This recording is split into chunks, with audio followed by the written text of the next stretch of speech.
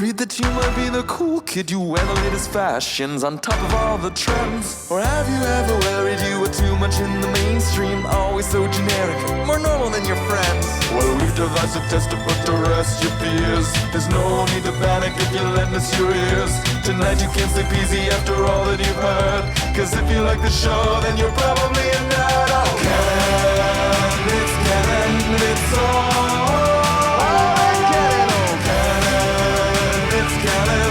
Tyler, Phil, and Boris. Oh, Canon, it's Canon, it's all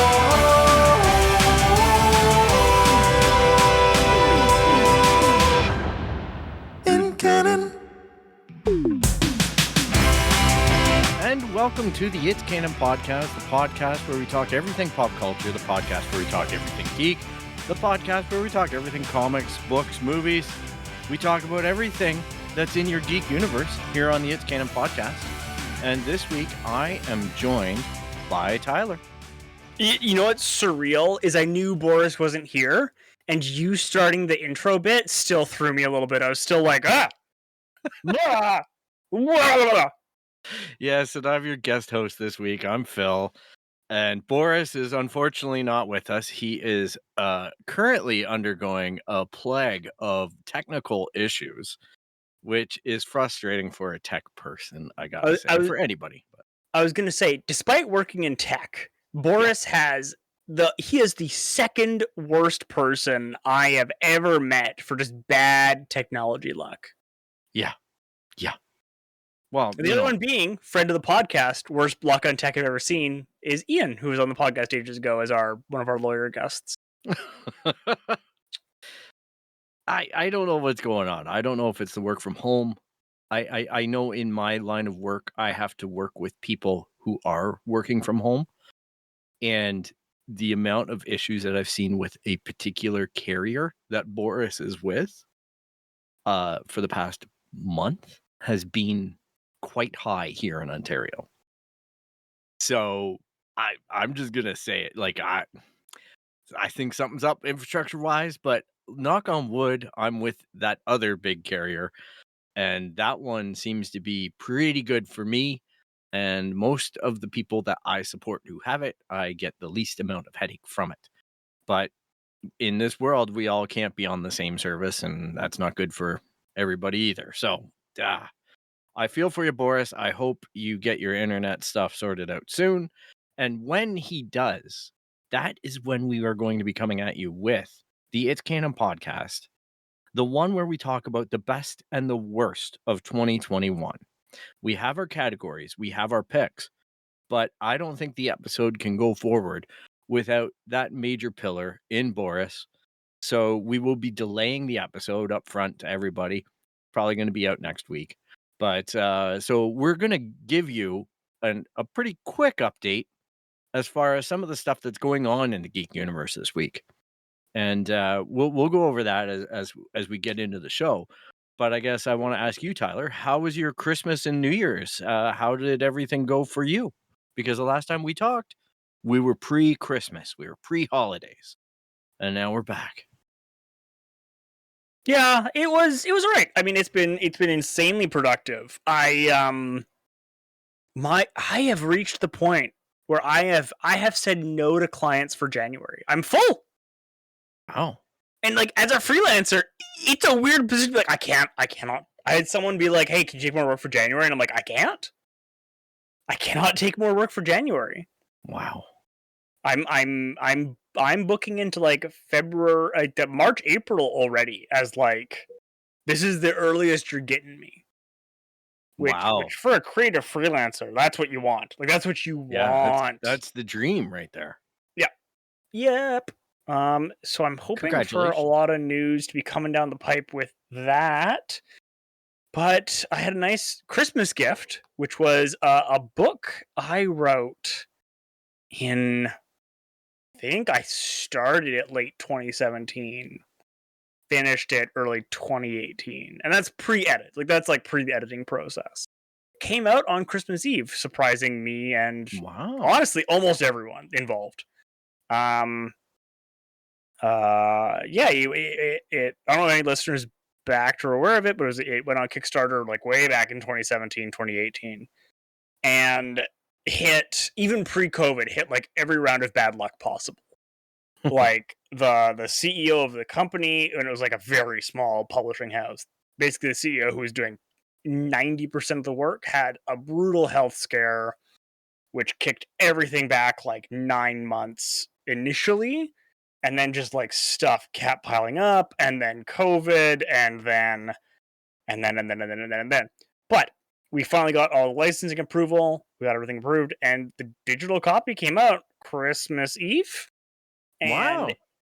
In true, absolutely perfect tradition, and for people who don't know, this always happens, someone found an error within 20 minutes. And like, my partner works in publishing and can attest, it doesn't matter. You can have 30 people look at a book, everyone will miss the same silly mistake. This was literally one of the puzzles. One of the puzzles was transposed 90 degrees.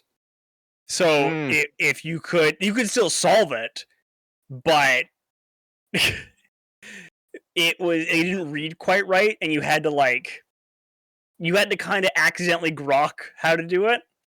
So I went and I reran how to do the puzzle because it was like a cryptograph, so I had to redo all the letters and stuff and make sure it was just turned 90 degrees.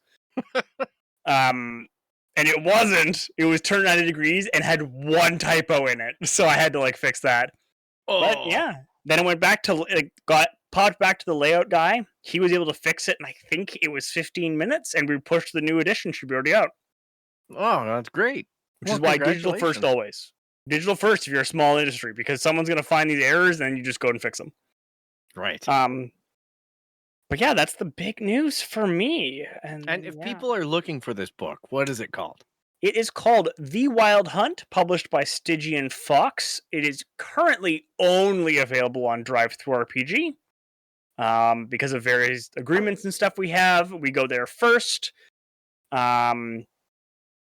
And then they're great people to work with, so it's a good call to go there first. I think it's eventually supposed to be like everywhere. Like, it's supposed to be on Amazon, and if your local game store stocks Call of Cthulhu stuff pretty regularly, there's a decent chance they will get it or can get it. Mm-hmm.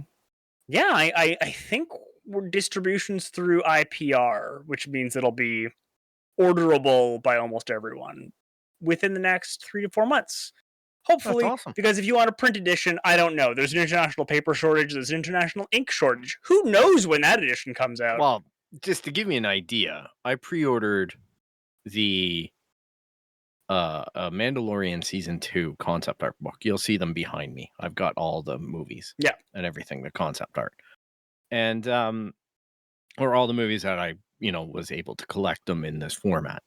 And all the shows.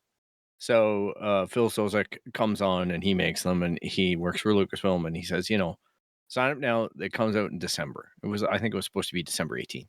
Yeah. And then the update came out. He made the announcement in early December. He said, look, the books are stuck. Yep. They're not going to get out until February next year now. And I made sure that I told them, thank you for letting us know. And yep. I'm willing to wait. There's no grief from me, man. Shit happens. The world's crazy right now. Yeah.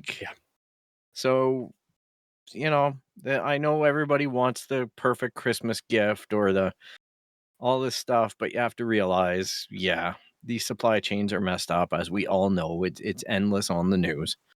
I get it. It's no fun to hear it, but it's affecting everybody. It's affecting not only you as a consumer, but production people like Tyler and you know what I mean? Creative industries, everything is really impacted by this. So it's really making me question how I consume things too, right? Because it's you go with digital now. You go with, you try to be adaptable in order to get what you want. But sometimes you want that paper book. So I get it. And you just wait sometimes now. That's the biggest thing. Everyone I've talked to who does it, it's just release dates are a little bit more flexible than they used to be, and that's just what life is sometimes. How about you? What was your holiday season like? Christmas, New Year's, anything else you celebrated? It was pretty quiet, to be honest.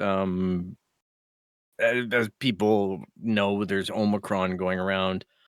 So it just kind of was like a voluntary lockdown for me. I just decided to be pretty low key. I only saw family members that I live with or have a really close proximity to. And those interactions were brief. Christmas was modest. I have everything, as you can see. I've got all my helmets. I've got all my stuff. Like, there's not much that people can get me that's a legitimate surprise. I think my brother got me a staff shirt from a Lucasfilm production. Oh, very cool. So that's kind of like the surprise gift that I was just like, wow, okay. That's definitely pretty cool. And then I ended up, you know what, just buying stuff that I wanted to buy and waiting for Boxing Day sales and whatnot. And I picked up the Mandalorian Lego set with the battle cruiser, like the Imperial battle cruiser. And I bought that because I love Star Destroyers, Lego Star Destroyers. So that fits that niche rather well for me. And I also ordered Boba Fett's spaceship just to get the Boba Fett minifig because I got all hyped about watching Boba Fett. And I also picked up my birthday last year, remember? For my birthday / Christmassy gift, I bought the Darth Revan lightsaber. Yes. And then this year, I decided to continue that and pick up the Force FX Darksaber. Nice. So it's just so different.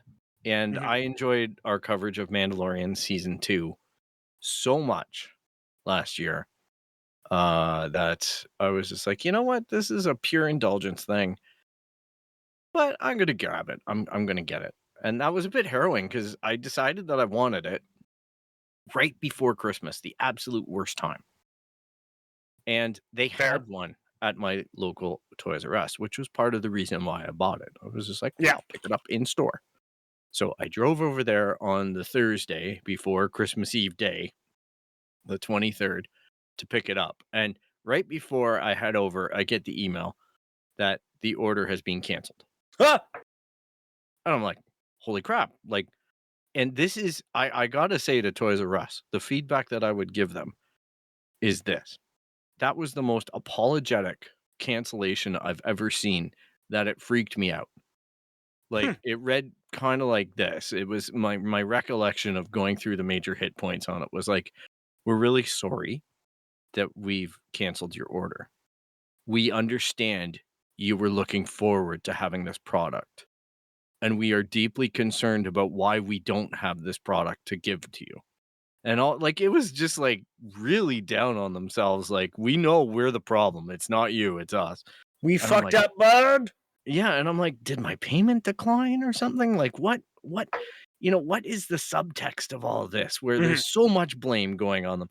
So I'm like, obviously, like, maybe I input numbers wrong or whatever, right? Like, because I'm like, there's got to be something. I just don't understand. And this is a significant purchase. Like, these things are not cheap. Yeah. So they've been, if the cost of living's going up where you are, the cost of lightsabers is freaking out of control. It like last year, like before, you used to be able to buy these Force FX lightsabers with a fixed blade. All right. They don't have all the features. A shit stand and a fixed blade. So a plastic acrylic stand and a non-detachable blade. Okay. And they were going for about $180 for Kylo Ren's lightsaber. And that's a big boy. That's one that's got the cross hilt in it.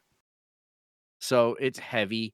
It takes 4 or 3 AAA or AA batteries. The thing is made out of metal. It's a heavy boy. And I thought, well, that's fair. Then last year's Darth Revan was about $350. Okay. But it's got a detachable blade and a detachable kyber crystal. So I'm like, those are pretty cool features. And the kyber crystal lights up. So it's got its own battery situation inside and things like that. So I'm like, okay, there's justification here. But this year, the Darksaber is $399. So it's gone up another like $50. So anyhow, they're getting into like, holy shit, this is a purchase I need to think about territory. I know you can find it now for about $350, but it was looking like it was the hot toy, right? Yeah. But anyhow, so I went to Toys R Us and I walked around, and despite everything in my mind saying don't go into the mall, the COVID, and I'm like, oh well, I'm just gonna pop in there, take a look around, see if I can find somebody. I finally found somebody, and I said, hey, look, dude, I ordered this saber. Why? And he goes, I was actually the guy who had to turn down that order. I'm like, okay, what's the story? And he goes, it got stolen. He's like, we all remember seeing it on the shelf. We all were like, every day we'd look at it and go, that's never going to move. Blah, blah, blah, blah, blah. It's too expensive. Everything like that. Yeah, shrinkage hits you. It's gone. He's just like, my manager's going to be so mad. And I'm just like, oh, I'm so sorry. And I went to the car and ordered it from Best Buy. Fair. I mean, what else do you do? It went from, it'll be delivered this January 6th down to December 28th, but it came in like a couple days ago because it got stuck out west. For some reason it was in Vancouver. So I'm like, all right, I'm not gonna just be patient. That's cool. Yeah, it's going through Vancouver. Yeah, it got stuck in Alberta with that cold snap. So yeah, I'm like, all right. Yeah, so that was kind of like the fun adventure of just picking up the oddities for me. Mm-hmm. And yeah, a lot of video game and a lot of I'm watching The Expanse, season 6. Yeah, and that's getting intense. But I feel so sad because it's going to be over next week. Yeah, and I mean, I got all kinds of feelings about the big finale to the books, so I don't even know. It's got to be weird.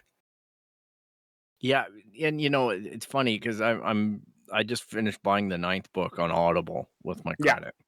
Oh, that Audible narrator for those books is so good. Yeah, I'm looking forward. I got through 2 or 3 of them pre-pandemic, and then I decided that I understood the complexities of the books compared to the show. You got it. Differences, and I appreciate them. I appreciate the crap out of them, but I was getting really confused. Sure. Because events in the books were being remembered. You know what I mean? Like, I'm remembering things from the show that I'm further ahead in. So I needed to just be like, all right, I just got to let the show do its thing, take a break, and then go back and get into the books and appreciate it all for what it is again. Well, I mean, like Bobby Draper, I don't think it isn't in the first book at all. And I don't think Avasarala is. No, she isn't. In the first they don't come until book 2. Yeah. So when they're all of a sudden in season 1, and then it's a big shift. Yeah. That makes sense. I mean, yeah. It's a complex story. Like I tell all my friends who are sci-fi fans who aren't into The Expanse, I'm like, first of all, I get upset. Like, how could you tell me you're not into The Expanse? But then I say, where did you tried it? Yes. Where did you stop? Oh, somewhere in the first season. Just get through the first season. That first season is rough. The budget is very low. Yeah. It's not the fastest story. There's a lot of concentration on Miller and everything that gets really confusing for an audience member. Yeah. But once it gets on its horse at the end of season 1, even it starts to get on that horse, and you start to get like really into the proto-molecule and everything, and you're just like, oh, okay, this is really cool. And just you start to understand how space works for this show, and for more so like real life type thing. Yeah. So I'm like, you start to get your brain around the fact that this isn't Star Wars, this isn't Star Trek. Yeah. This isn't a sci-fi fantasy. This is a sci-fi story. Once you do the proto-molecule stuff, and then the things that riff on that later in the books, for sure. I stopped in the show. Literally, it was a matter of like, I've read this story already. I don't need to read it again. I have too many good things to watch. Right. It's all like in the realms of theoretical physics. Right. For the most part. And then it gets very, like, book 9 starts being like, oh no. I gotta say I'm looking forward to it, but it's such a great show, but it always intimidates me a little bit, and then I remember that I have to trust each season is going to pull it together. Yeah, because they go in these corners of things, and I go, "What the hell is going on?" And then it just gets pulled out, and I go, "Oh, this has been a really competent story." It's just the same as bringing Avasarala in season 1 of the show. The book is different, obviously, but you start to see the layering and the texture that they're doing, the density of the stories. Everything in the show is condensing the books, right? And I'm like, holy cow, that is so not the move that most showrunners do. If anything, they water down the show. yeah. And in this, they start like there's literally characters that are happening. When I got to, I think, the third book, I believe, I started seeing a character develop that's 3 different independent characters in the book, and it's Yeah. combined as one character in the show. Yeah. And A lot of calls were made. What? Like that? It's amazing, but it's confusing if you're doing it at the same time. 100%. And yeah, Like, I could never do it. So that's That's why I noped out. And I had a friend at work who's like right into the books, and he's telling me this, and I'm like, "Are you shitting me?" And then I see it in the books, and I'm like, "Okay, I have to stop." Like, it's ruining my enjoyment of the show, and I know I'm infinitely gonna like the book better probably because the book is different paced. But man, so I'm sad about that. I'm sad that season 6 is coming to an end, but I'm happy it's there. You know what I mean? It's that double thing. You're like, ah. And yeah. So that's the show that I've been geeking. Yeah, I will say that the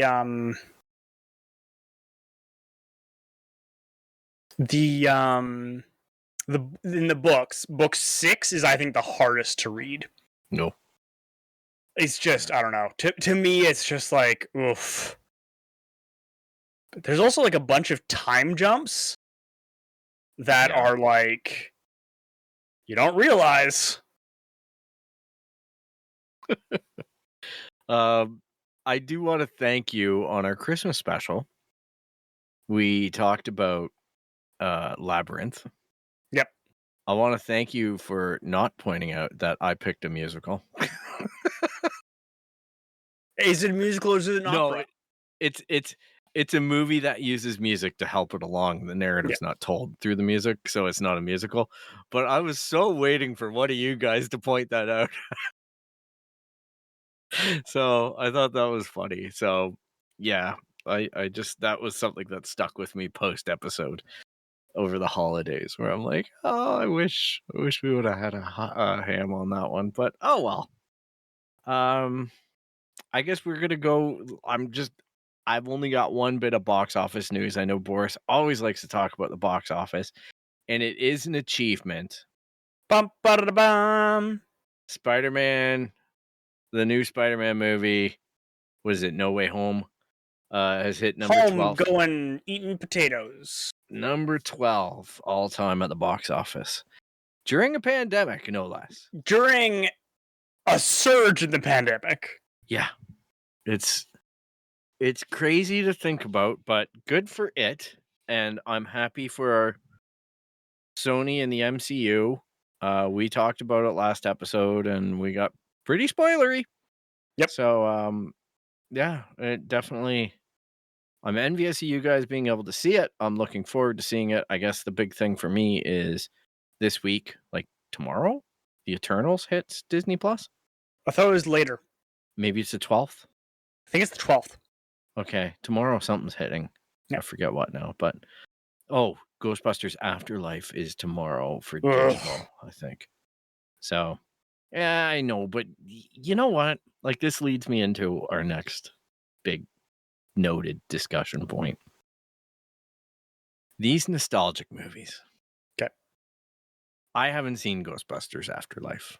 I'll watch it. because it's aimed at me. I don't think it is. Oh, well, you know what? If you watch the trailers. Yep. I actually had a buddy of mine reach out to me. Mm-hmm. And he watched the trailer for Ghostbusters Afterlife, and he says that he now knows the feeling that I got when I watched the Force Awakens trailer with the Chewie we're home. He's like, I can relate to you now. He's like, sure. I got that feeling watching the Ghostbusters Afterlife because of the original cast members having brief cameos in the trailer. The ones that have survived. So, I agree it's marketed that way. I mean, my takeaway is that if you the Ghostbusters Afterlife is just a capitulation to everyone who bitched about the Ghostbusters reboot. Which that reboot wasn't terrible. It was fine. It wasn't great, but no. I mean, I don't know. It wasn't as bad as people make it out to be. Well, I've watched it a couple times, and I'm like, would I make these choices? No, but I didn't feel that it fell on itself too much either. There was a lot of preemptive hate about it being women. Yes, and that's what my takeaway was with that. Yeah, there's a lot of that. There's a lot of hatred of like, how dare all of the men be idiots? And it's like, have you seen a Ghostbusters movie? Yeah. The men are always all idiots. Like, that's Ghostbusters. Everyone's a fucking idiot. Yep. That's womanizing, you know. And I mean, separately, I think Melissa McCarthy is a very talented actor. I think she needs a good director, because having seen her in stuff where she's like being directed by her husband, who's not great as a director, it's bad. And I think that's what it is. It's just like, you know, I think Melissa McCarthy is one of those actors who, whether she's great or not, depends 100% on the director she's with. Yep. Read the script. Read her investment in the character. And there's a lot of stuff, right? Like, yep. For a while there, she was churning movies. She was the name, right? And it showed. It was just like, she didn't do anything in. Maybe it is the director. You know, there were choices made there that made it a bad movie. But I find that sometimes her best characters are the ones where she really has a smaller part or more focused scenes. Maybe, you know. I think she's like Will Ferrell like that. Yeah. Right, I think Will Ferrell, it's rough to have Will Ferrell as the main character of your movie. Not impossible. Yeah, but you gotta really. But it's harder, right? Yeah. And part of it is, you know, if you look at what's it called? The America trilogy, or whatever it's called. Anchorman, Talladega Nights, and Ring of Fire, or whatever. The skating one. Okay. Those are. It's an unofficial trilogy about America. Okay. He's playing like an over the top character in all three. Right? He's not doing Will Ferrell. Yeah. Yeah. Can't believe we're in the Ferrell verse here. The Ferrell verse sounds terrifying. It does, doesn't it? Yeah, don't like that. Oh, okay. So I want to talk about this. This is going to be a major bulletin on the show points. I watched The Matrix, the new one, Resurrections. Yep. Me too. I told myself at the end of that movie, I need to watch it again. Sure. But I haven't summoned the willpower to watch it again. Yeah. So I need some time with it. Yeah. But I was dying to talk to you in particular because I know that you're a big Matrix fan, as I used to be. Mm-hmm. My take, I'll say it. I didn't hate it. Yeah. But I found that it was so in itself, it got confused. Yep. I mean, I think on purpose, separately. Yeah. I mean, you know, the scene early in the movie where they talk about Warner Brothers making them make a fourth game is literally what the negotiation was. we're making a fourth Matrix movie, whether you are in it or not. So your choice is like get one hand on the wheel, or we're taking it from you entirely. And, you know, I think when you're in that position and you think the story's done, like, what do you do? Yeah. And I think that it being weird and cerebral and kind of fucky and, like, out there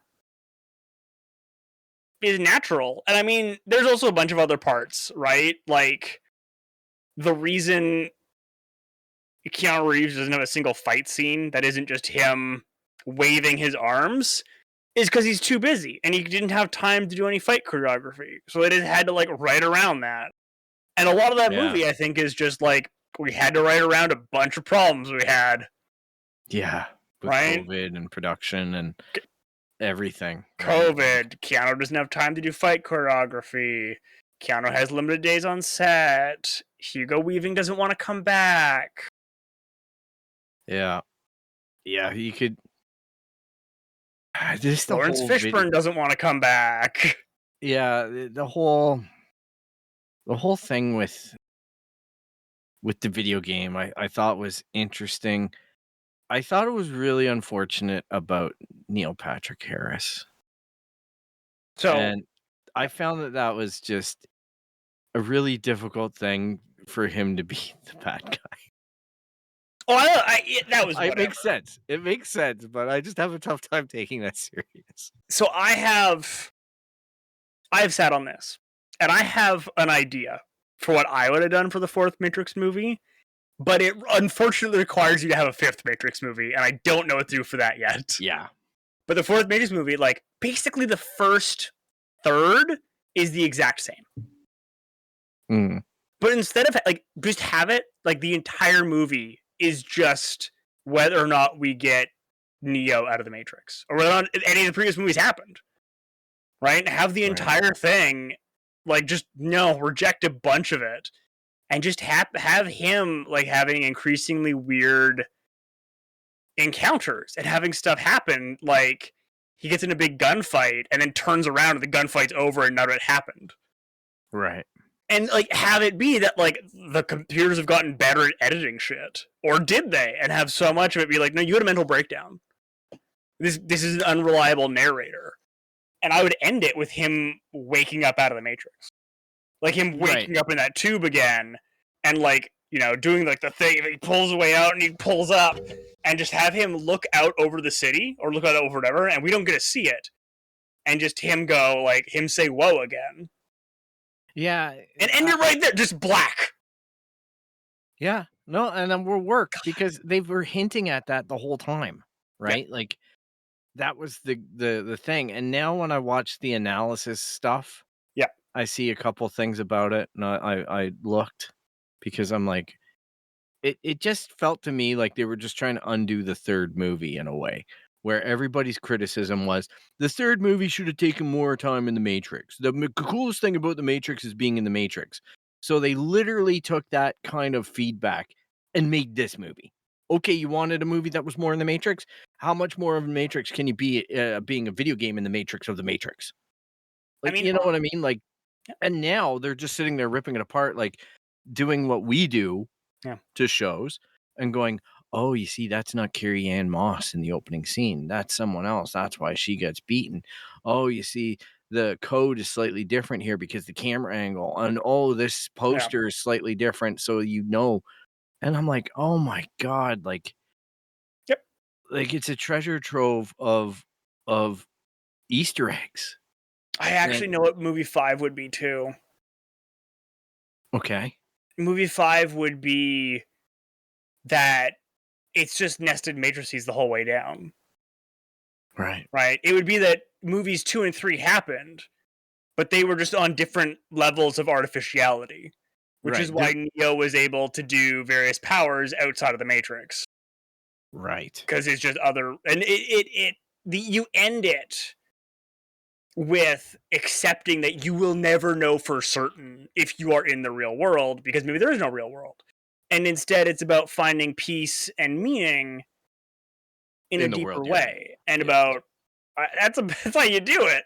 right? You have one where it's like you can talk to the machines and they find a modicum of peace, not through this weird over the top. Because you got to go back to the philosophical groundwork, because that was always what made the Matrix awesome. Well, that's what, and they got too much up their own butts with the architect in 2. Well, especially because, like, I don't know, there's been a lot of critiques, including a lot that came out of Cracked, that were phenomenal. Of it, like, really? Do you think the architect is in charge of the Matrix, or do you think the Merovingian, who's like has a sex club, is actually in charge? Because why the fuck wouldn't he be in charge? Yeah, well, he's the rogue AI, right? Like, he's the guy who figured out how to beat the whole system. Yeah. So doesn't that denote that he's in fact the more intelligent, you know what I mean, sentient being? And the fact that he shows up in this movie, I thought was a quiet little bravo. Like, it was all right. Merv is back. Oh man, I had so much fun with the original 3, and this one, I just felt it was a movie that wanted to make money and get eyeballs on it, and it did that. You know, I don't know that it made money, but they did the HBO thing, and I think it got eyeballs. Yeah. And you know, Warner Brothers will not let you let an IP lie. Yeah. The funniest thing for me was actually when Neo was sitting at his desk at the beginning of the movie, or Thomas Anderson, and he had all the Matrix toys, the McFarlane Matrix toys on his desk. That's brilliant.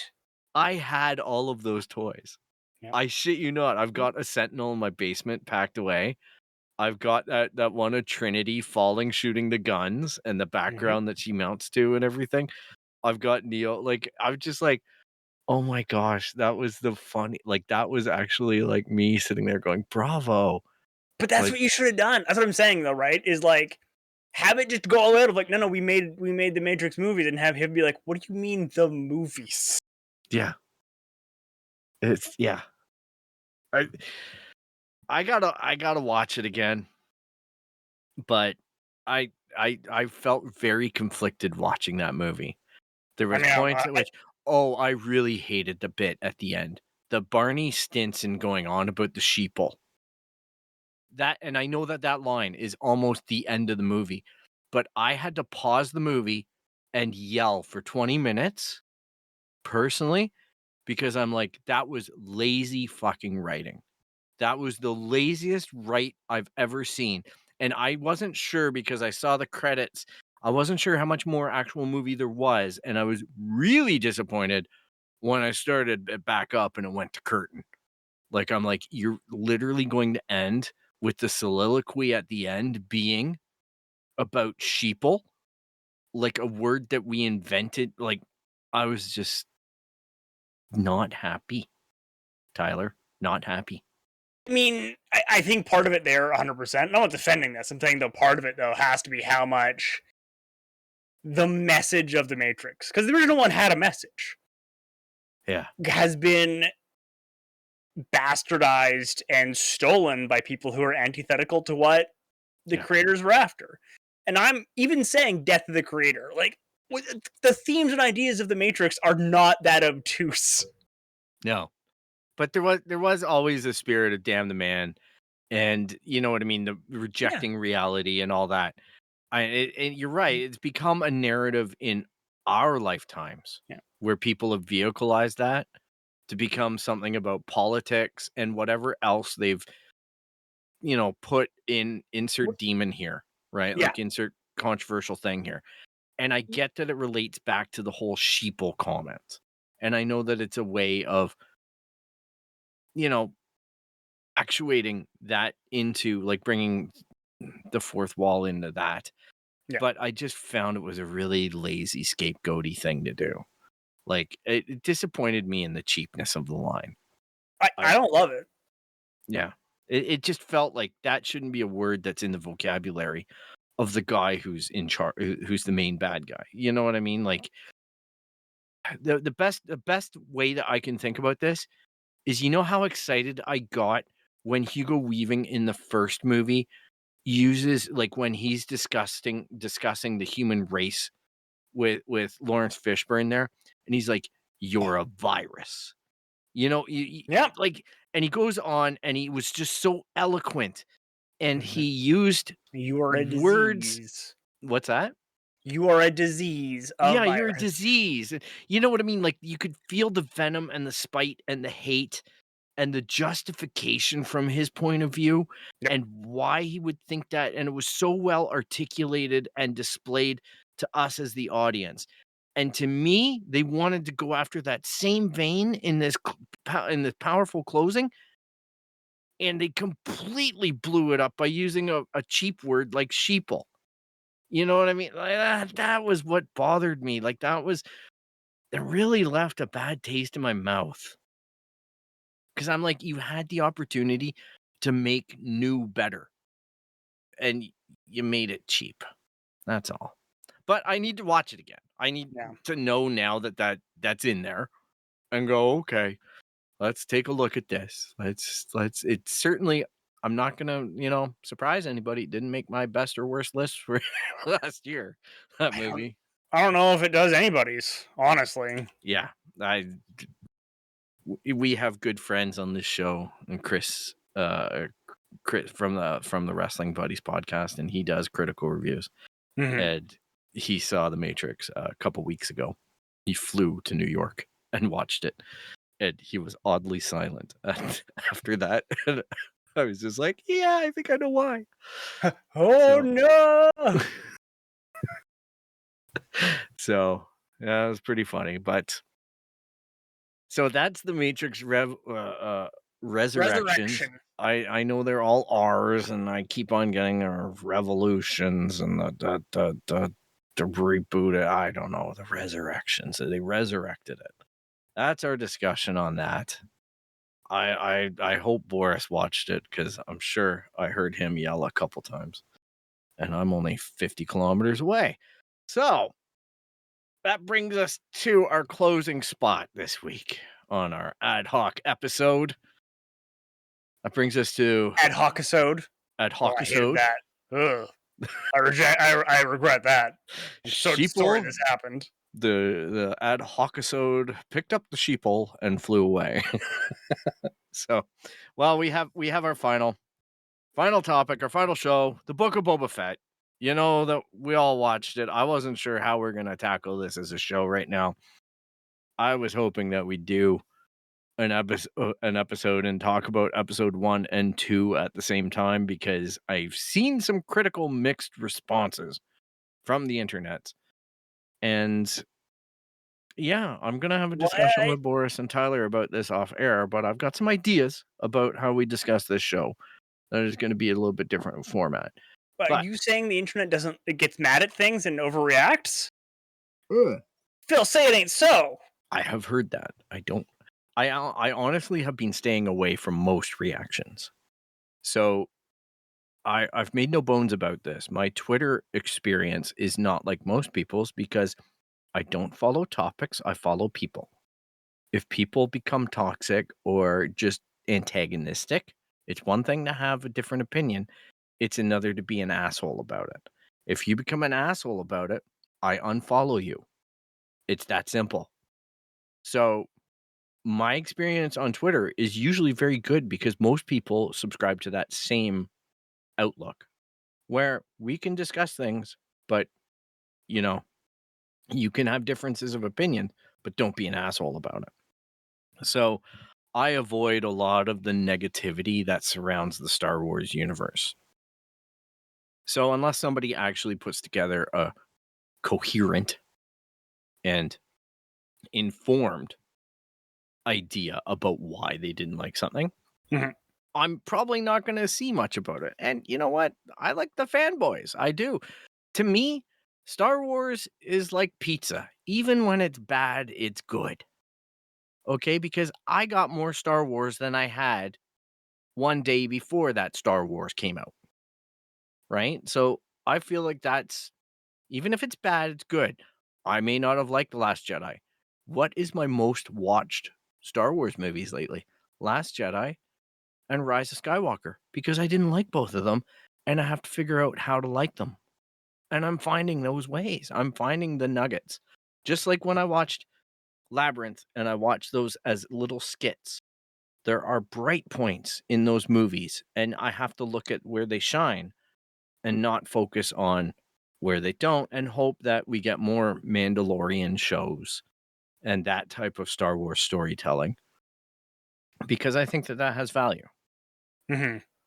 And I think, to me, Book of Boba Fett was an excellent beginning, but it didn't fit the formats that they've been spoiling us with The Mandalorian.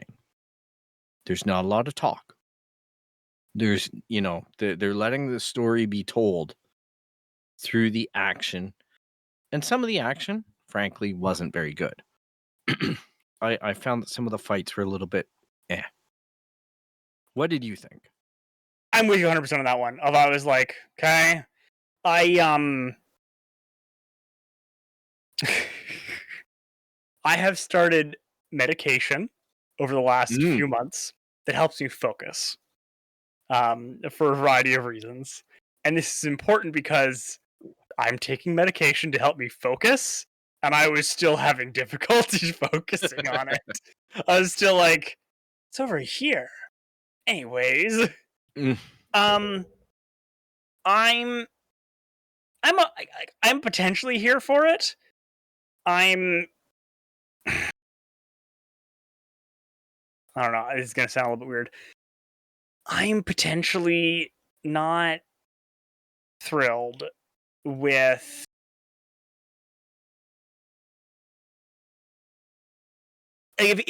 are we just doing all right, we're gonna do the thing, he's gonna be not like other crime bosses, and I'm like, okay. Why? So your concern is that we're just doing a show about Boba Fett because they can do a show about Boba Fett. And they're just kind of like... Much like the criticism that I have for Solo, the movie. 100%. Have to do it, but you did it. Is it bad? No. But does it need to be there? No. Well, and you could have done so many more interesting things. And they are. Like, to be fair, we've got Ahsoka in production. We've got Obi-Wan coming out this year. We've got Mandalorian Season 3 finishing production. We've got Andor. I don't know that Andor scratches an itch for me, but... I don't know who that one's for. That's a weird one. It is, but... Hey, I like it when Lucasfilm throw money at stuff. Because usually there is some value in it, even if the value is, don't do that again. Sure. Right. So for me, I see a lot of stuff that... Okay, like let's I have to talk about Boba Fett in the context of how I grew up with Boba Fett. Boba Fett was everything. For a guy who talked so little, it was everything. And by that, I mean, he was marketed on everything in the 80s. Yes, he was. So, as a kid, you couldn't escape the buzz around him. The fact that he didn't talk much and had little screen time made him more of a mystery. Fair. The fact that he always had the mask on made him that mystery. He was always the attractive bad guy character who could potentially be good. So, much like everyone else, I was a little bit disappointed with Jango Fett, but I also understood that we asked for that. We asked for that backstory. As much as we sit here and we talk about the fact that we want Star Wars to introduce new characters, to explore and do all that, we all secretly do this. Oh, cool. I always wondered about that when they do go down that path, and we do reward them with our money and our eyeballs. So I get that there's a weird relationship with Lucasfilm that way. And this is in that area.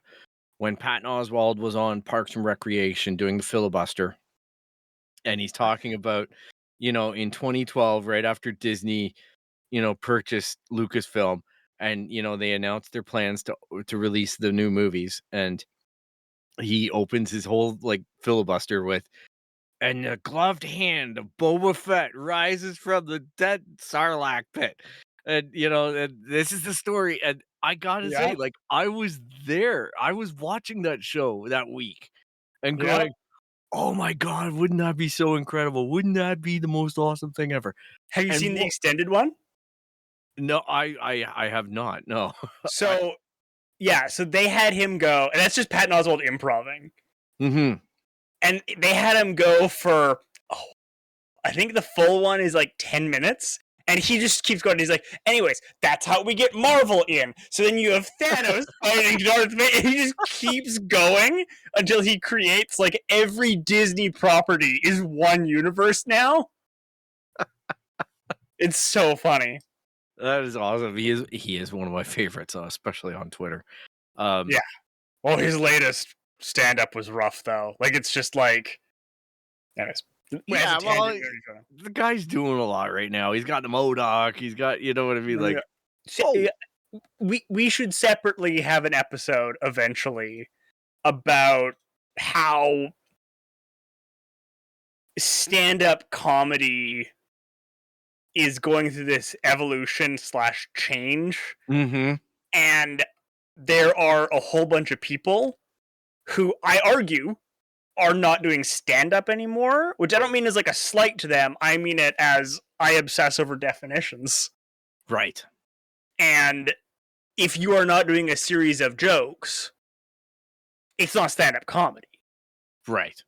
And Nanette's a great example. I think that's a different, that is something new, and I love it, and I'm there for it, and I think it's great, but I don't know if it's stand-up or not. Right. Makes sense. But that we should have that later. Yeah, it's that's my point, though, is there was an energy around it from my generation. Yeah. About Boba Fett. And it's an unhealthy fascination with that character for how little, and then we got a little bit more, and then that door shut. We got a little bit in Clone Wars, and then we got this fantastic Mandalorian storyline. Yeah. In the Clone Wars and in Rebels and everything like that. And everything started getting really cohesive and comes together in the Mandalorian. And then you're just excited about the issue right now is that how badass Boba Fett was in the Mandalorian. What was it? Episode, the 8th episode. Yeah. Right. So he kicked the crap out of those stormtroopers with that, the Bantha tooth cleaner.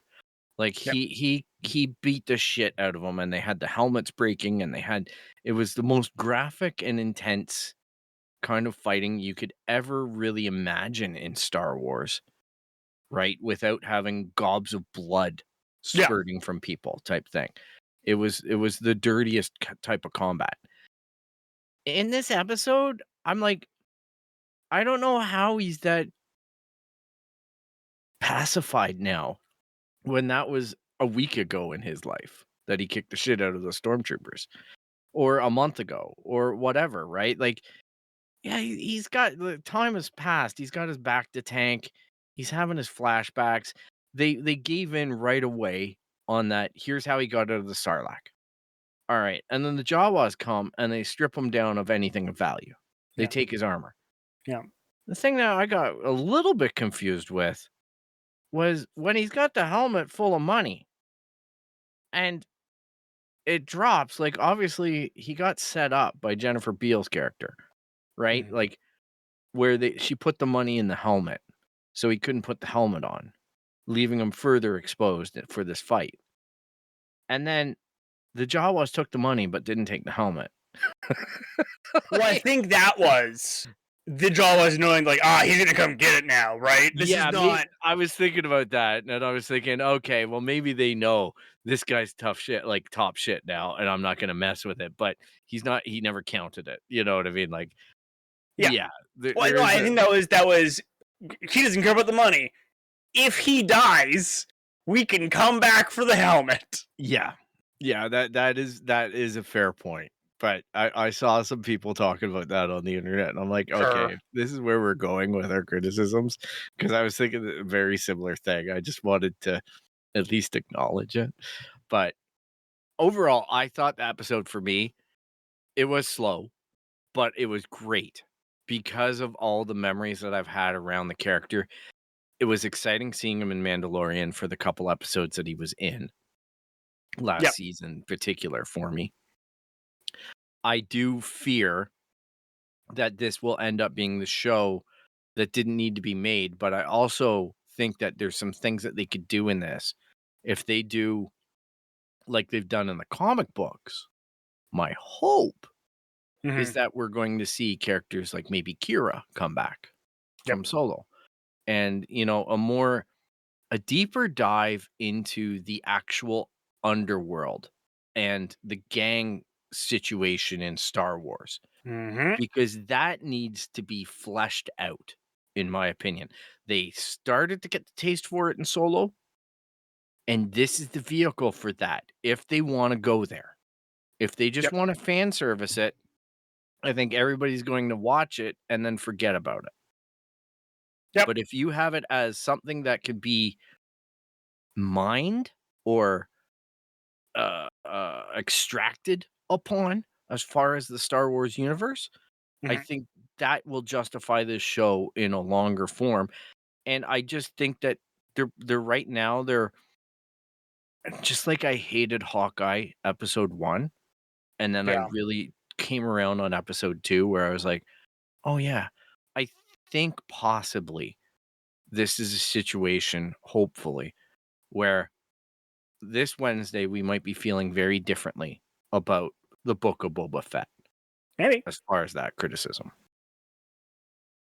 So I'm hoping that we get a little more substance. I'm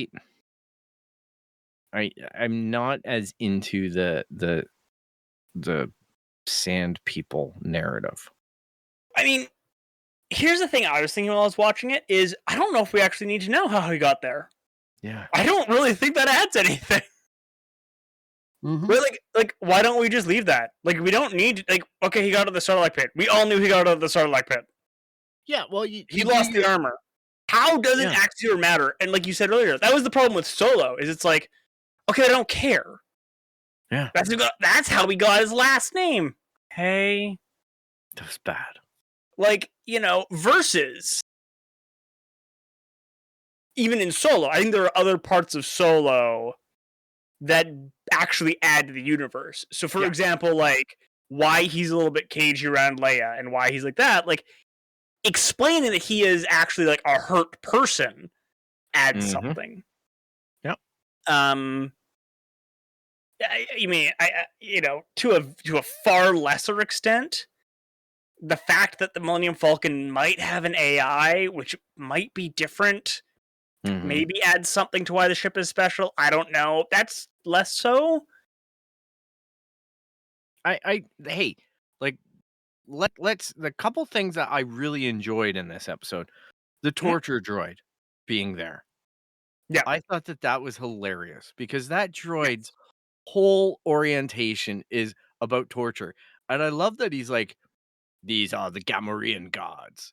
You could hear them squeal while you torture them. Like, he's really leaning Boba Fett into fuck them up.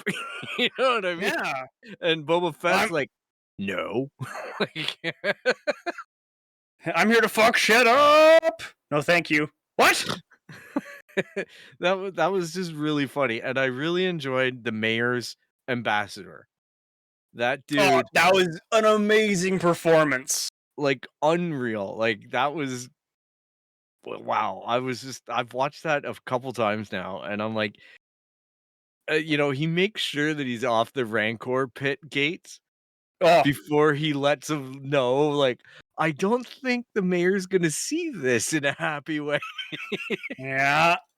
Like, there was a lot of really great stuff. I really like Jennifer Beals and the Twi'leks and that bar that they had. You know what I mean? Like, and seeing Max Rebo back for the blue guy from the band, and they're doing the Cantina theme again in a totally different way. And there were so many little things that I liked about this episode that I think I get my optimism for. Yeah. With where this will start just hitting home runs. Sure. But it does struggle for me in the narrative of the Rhodesian, like him being a complete ass squat. I just there was so much time spent about that stuff that I'm like, okay. The dirty egg things that everybody complained that were stinky water, they come from the ground. Yeah. The lizard centaur was very stop motion Clash of the Titans-esque for me. Yep. And I just thought that the face of it and everything was dumb. But there's always a monster in Star Wars, so I've given up trying to figure out gotta why sell there's the new weird shit. toy. Yeah, why there's weird shit in Star Wars. I'm like, because George Lucas always loved weird shit. So I'm not going to complain about it, but I did find it was a little bit of an oddity in the whole pantheon of what we know as Tatooine, right? Like, as much as Lucasfilm tried to say, oh, there's not much happens on Tatooine, everything's happening on Tatooine. Yes.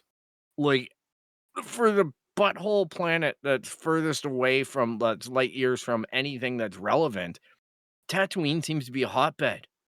Like, Darth Vader was born here. Darth Vader grew up here.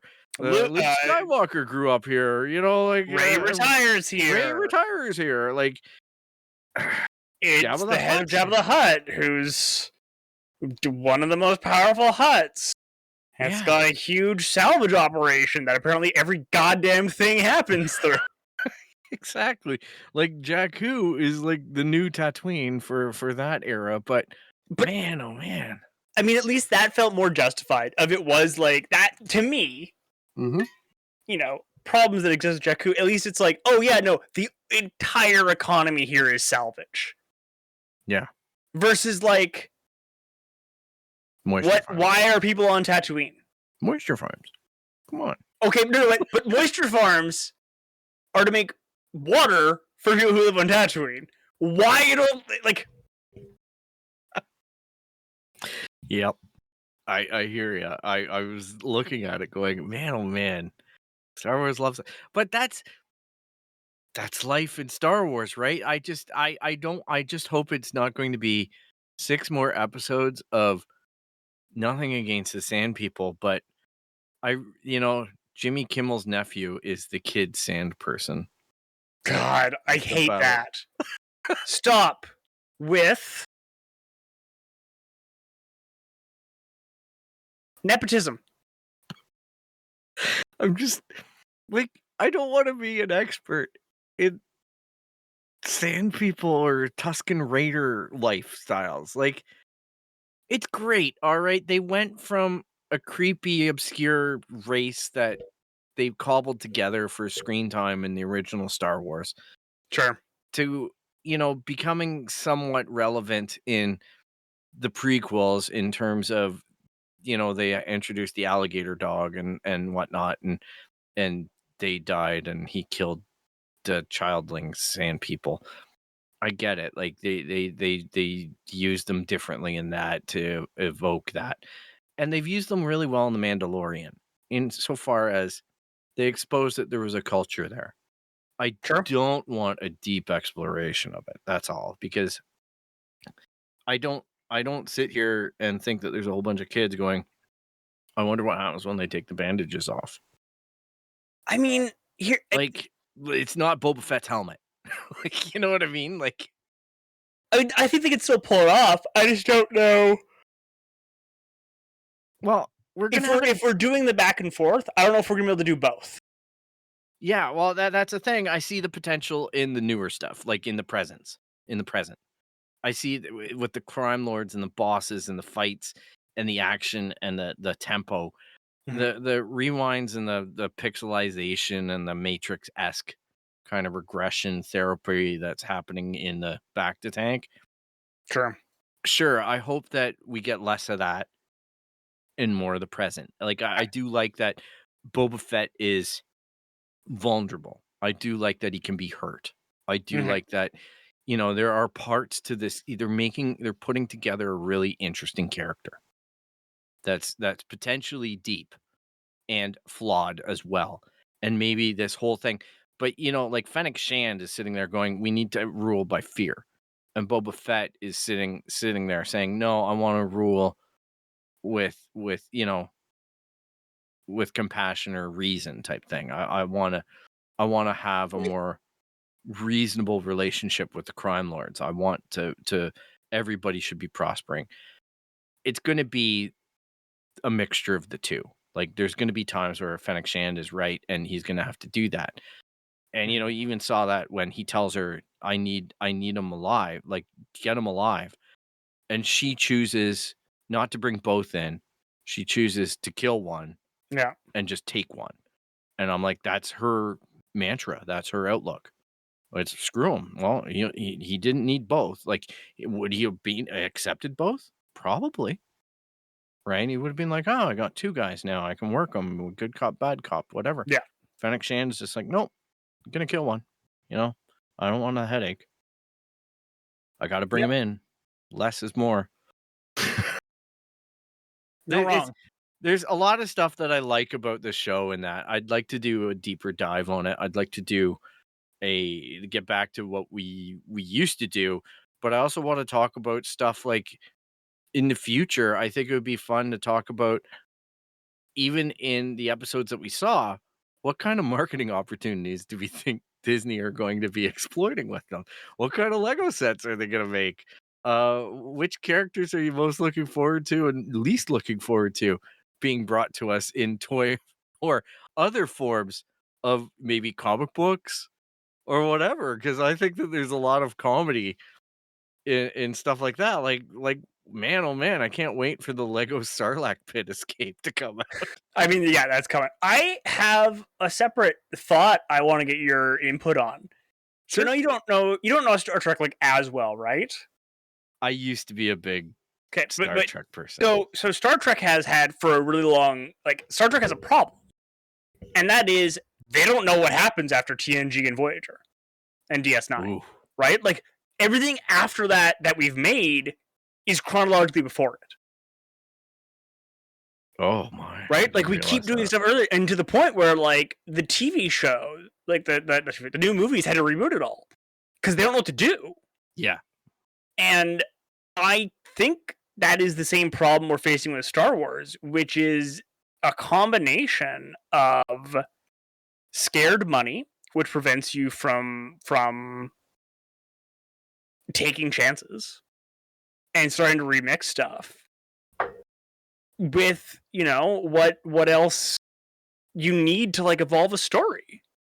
Well, in defense of Disney, what they've been shielding behind, I'm not saying I buy this, but I'm saying this is what we've been told as a fandom. Sure.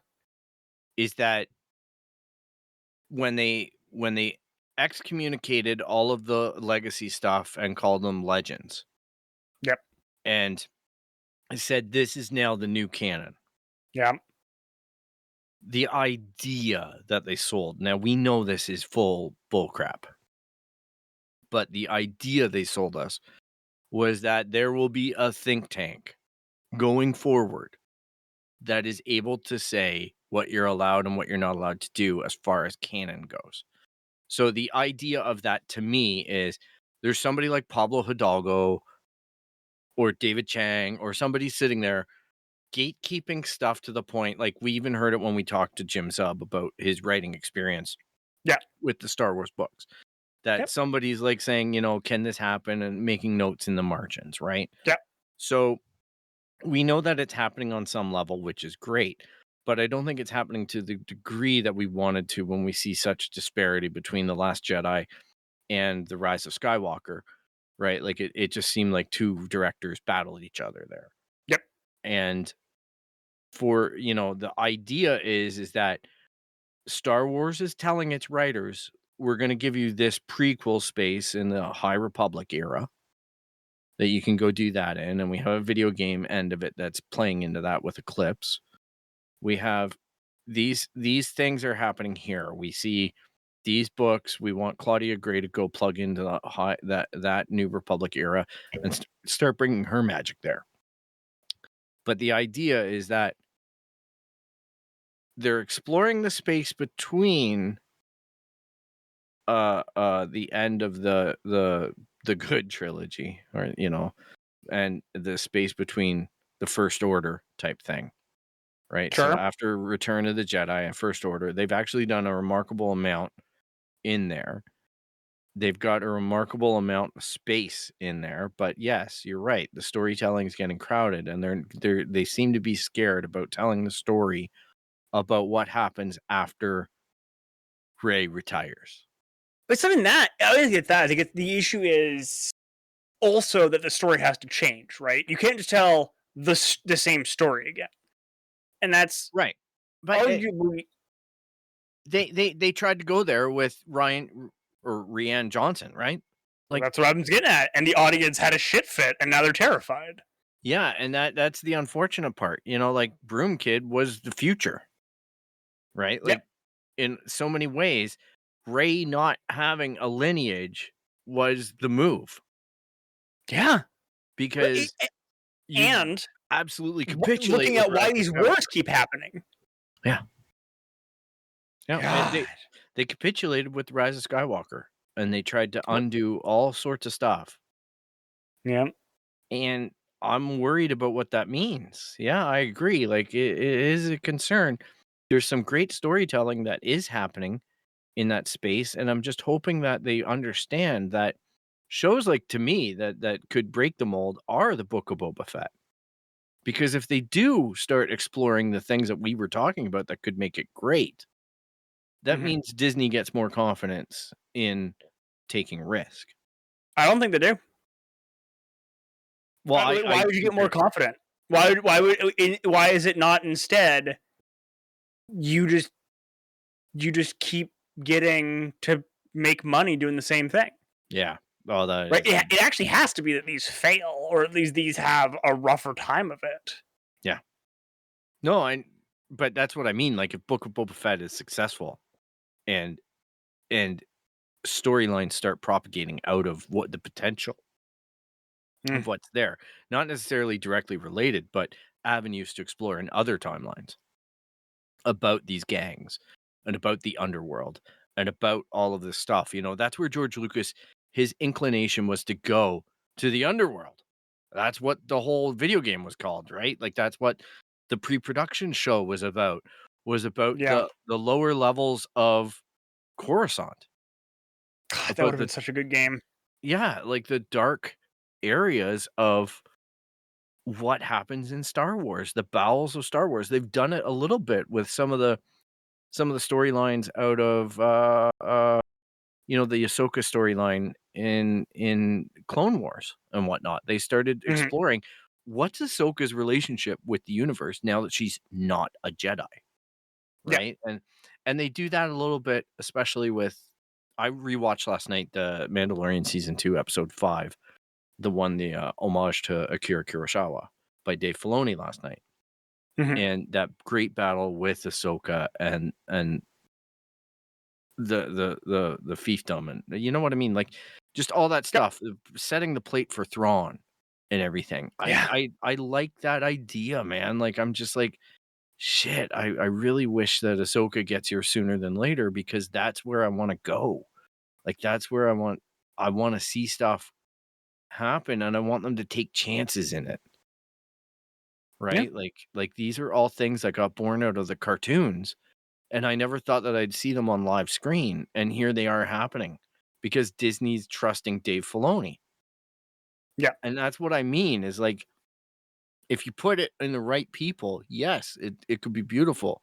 But if you do this shit show hop that they've done with their directors and the churn and the Kathleen Kennedy intervention and the corporate intervention, then that's a problem. Like, Bob Iger, obviously not a perfect guy when it came to this. And he was hands on or hands off. I don't know. We'll never know with Kathleen Kennedy and directing her.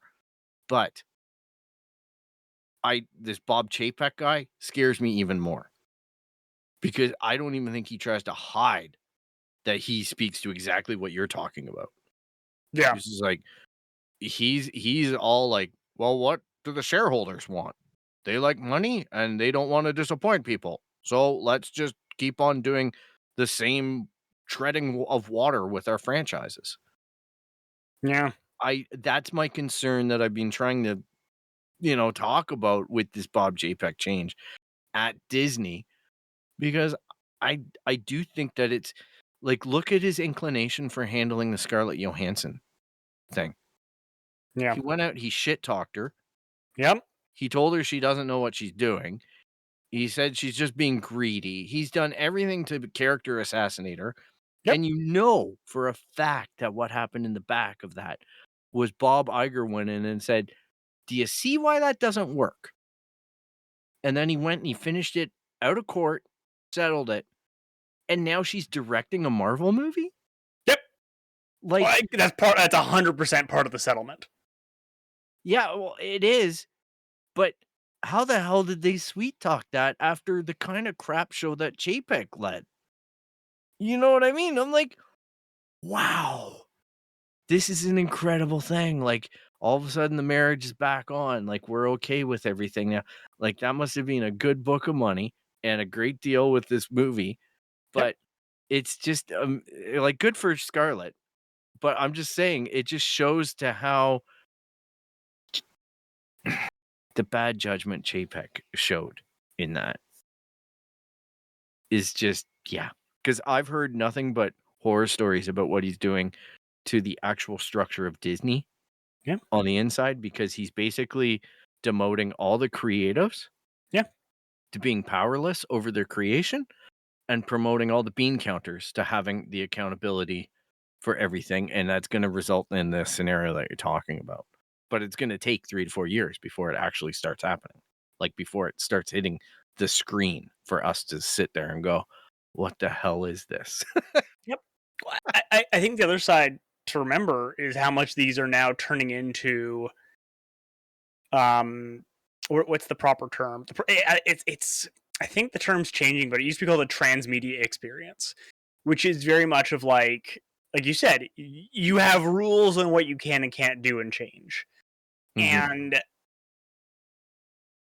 it can be done well, but I think that if you look at someone like J.J. Abrams or even Zack Snyder, they don't play well in someone else's sandbox. And they want to be the big dog, and they want to be their show. Yeah. And, if you want to make the next Marvel movie, you don't get to do that. Yeah.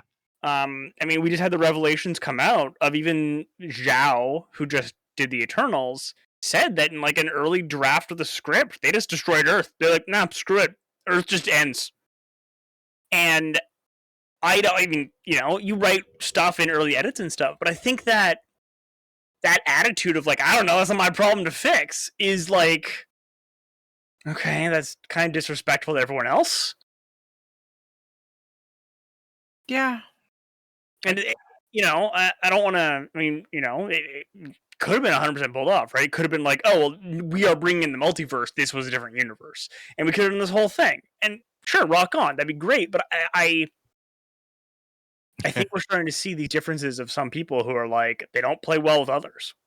Well, they have to do a better job at getting the people who, or are like identifying the people in the world that are what their capabilities are. Like, it sounds like an HR recruitment issue. Like, to be honest, like, it's so weird in creative industries though, like separately. I get it, right? Like, you might have somebody who seems really docile on that front, and then they get their teeth into it, and we're talking about the magic of people's childhoods here, right? So, like, if you look back at the making of The Mandalorian season 2, that gallery exposition that they had, and you watch the bit with Robert Rodriguez and what he pitched to Dave Filoni and Jon Favreau, right?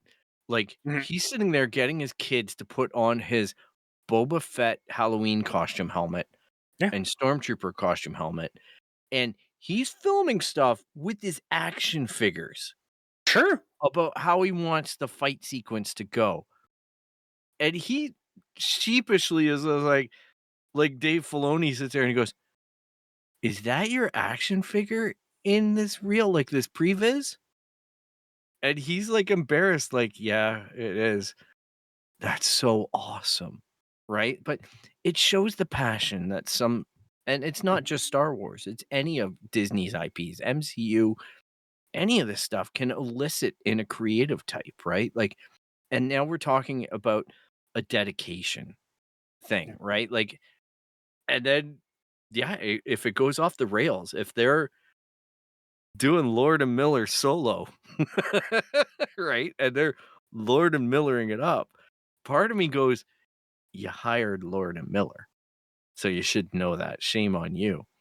But I think that there's an equal chance of getting somebody in there that you think is going to be completely docile. I'm not saying that with Robert Rodriguez, but you unearth someone who's really passionate about something. And then you're like, oh shit. So maybe that's what's happening with Patty Jenkins. I don't know. Right? Mm-hmm. There's a lot of complexities to making movies. And you and I aren't even close to that industry, but I guess with yourself, especially, you have the inside line on the more creative process, right? Like being a creative guy and maybe talking to more of those people. I don't know. Mm-hmm. But anyhow, that's our little preamble discussion on the Book of Boba Fett. We'll figure out how we're going to continue to digest this show and present it to you, our audience, and get your ideas and thoughts and opinions about it. You can find us at www.itscanonpodcast.com. You can track us down on Instagram, Twitter, and Facebook at It's Canon Podcast. You can email us at show@itscanonpodcast.com. And you can subscribe via Apple Podcasts, Spotify, Stitcher, anywhere you find podcasts. You're going to find the It's Canon Podcast. And if you like what you hear, we're going to do the same thing that we always tell you to do. Make sure to subscribe and leave a rate and review on the platform if it's allowed. And yeah, thanks so much for taking your time to listen to us. Tyler, any parting words for our lovely listeners? Hey, I don't know. Be safe out there. It's a goddamn mess. It is. But, we are here for your, avoidance of society during these crazy times. Why not just settle back, listen in, and take some time with the It's Canon Podcast, the podcast show that talks about all things Star Wars, all things movies, all things more MCU, all things geek, all things pop culture, all things in our escapism world. You know what the best part about it all is, Tyler? What's that? It's all in canon. Good night.